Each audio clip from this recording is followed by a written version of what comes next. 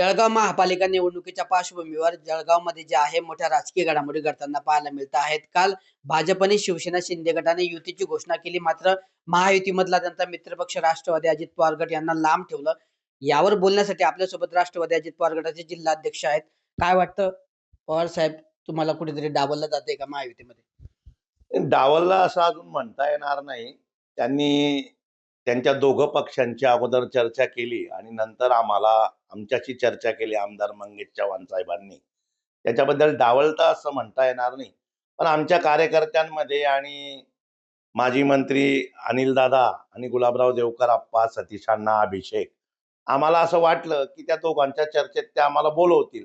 पण का बोलवलं नाही हे अजून काही सांगता येत नाही.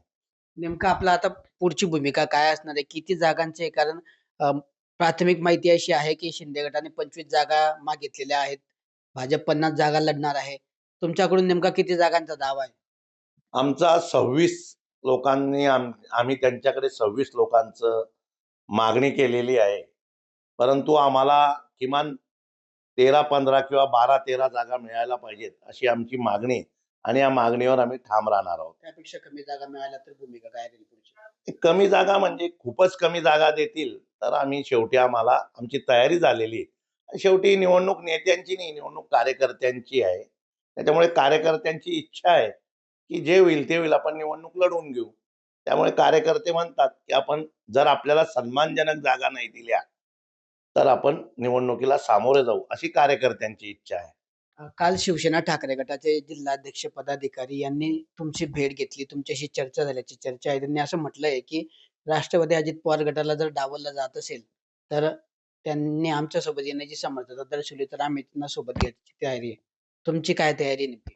हो, त्या शरद आबा तायडे, कुलभूषण पाटील यांची माझी भेट झाली आणि त्यांनी तो प्रस्ताव तसा आम्हाला दिलेला आहे.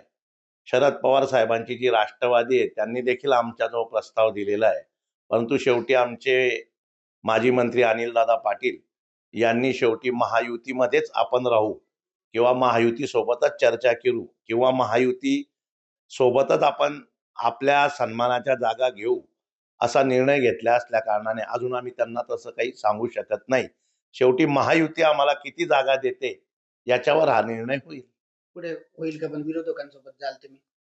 आम्हाला खूपच कमी जागा मिळाल्या तर कार्यकर्त्यांची इच्छा आहे की आपण स्वबळावर लढू किंवा आपलं वेगळी आघाडी करू सगळे मिळून. महाविकास आघाडी. महाविकास आघाडी नाही म्हणता येणार, एक सर्वपक्षीय आघाडी अशी राहील ती कदाचित. त्याच्यात कोणकोणते पक्ष सोबत जाल? आता आमच्याशी शिवसेना बोलते, आमच्याशी शरद पवार गट राष्ट्रवादी बोलते. काँग्रेसचा अजून तसा काही प्रस्ताव आला नाही, पण ते घेतील काँग्रेसचा निर्णय. परंतु हे दोघं पक्ष आमच्याशी संपर्कात आहे. पण तरी आमचं प्रथम प्राधान्य हे महायुती सोबत राहील. तर राष्ट्रवादीला महायुतीमध्ये डावललं जात असल्या कारणाने आता कार्यकर्त्यांची जी भावना आहे त्या दृष्टिकोनातून 26 जागांचा प्रस्ताव हा भाजपच्या नेत्यांना, शिवसेना शिंदे गटाच्या नेत्यांना दिला आहे.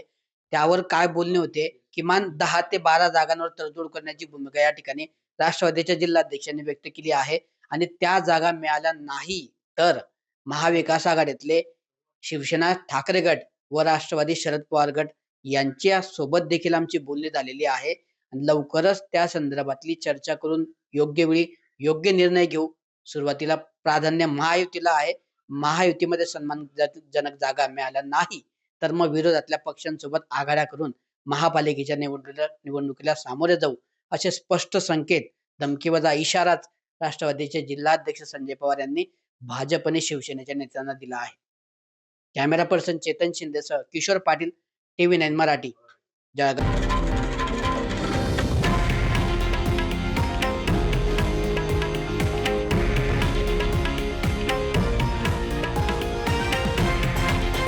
हे आहे देशातील नंबर 1 न्यूज नेटवर्क आणि आपण पाहत आहात TV9 मराठी, एकमेव.